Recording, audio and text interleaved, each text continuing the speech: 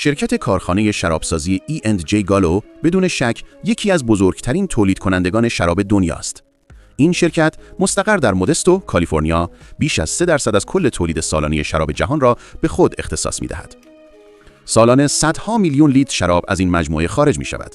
برای مثال برآورد شده که تولید آن در سالهای حدود 7.2 میلیون هکتولیتر بوده است که معادل تقریباً 960 میلیون بطری است.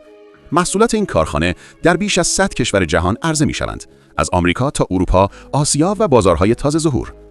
بخشی از تولید این کارخانه شامل شراب‌های سالخورده است، یعنی شراب‌هایی که برای ارتقای عطر و طعمشان در بشک‌های چوب بلوط نگهداری می‌شوند تا ساختار طعمیشان بالغ شود. سپس این شراب‌ها در جعبه‌های چوبی بلوطی آماده ارسال به بازارهای صادراتی می‌شوند.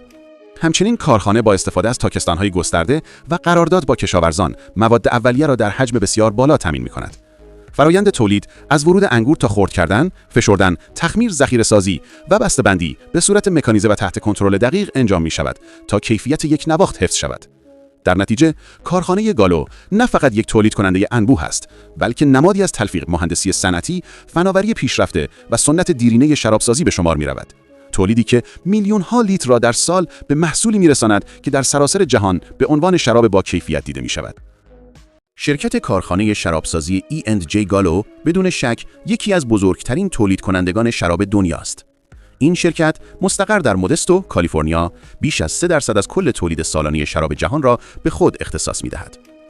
سالانه صدها میلیون لیتر شراب از این مجموعه خارج می‌شود.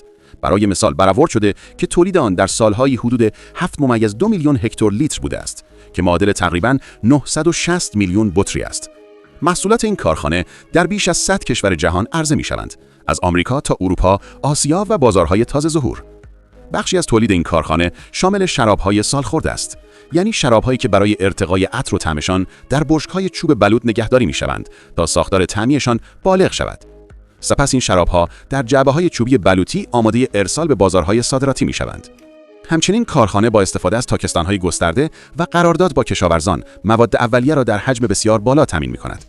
فرایند تولید از ورود انگور تا خرد کردن، فشردن، تخمیر، ذخیره‌سازی و بسته‌بندی به صورت مکانیزه و تحت کنترل دقیق انجام می‌شود تا کیفیت یک نواخت حفظ شود. در نتیجه کارخانه گالو نه فقط یک تولید کننده انبوه است، بلکه نمادی از تلفیق مهندسی صنعتی، فناوری پیشرفته و سنت دیرینه شرابسازی به شمار می‌رود. تولیدی که میلیون‌ها لیتر را در سال به محصولی می‌رساند که در سراسر جهان به عنوان شراب با کیفیت دیده می‌شود.